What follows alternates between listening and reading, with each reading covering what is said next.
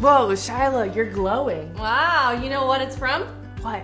The new Complexion Face Serum that you made me. Woo, woo! Never would have guessed that.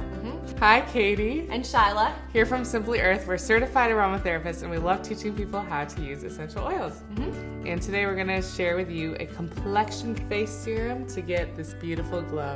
So for this recipe, you will need a 1 ounce container to store it in. You'll want to label it so you remember what it is. You'll also need 3 drops of tangerine, 2 drops of our new Good Vibes blend, and 1 drop of marjoram essential oil. So to start, we're going to add our almond oil to our 1 ounce container. And almond oil is really good for your face. It also does not leave a greasy feeling to your skin. So it's light on the skin and really moisturizing, and it can help you age beautifully. All right, so now that that's added, we can go ahead and add our essential oils to the mix. Okay.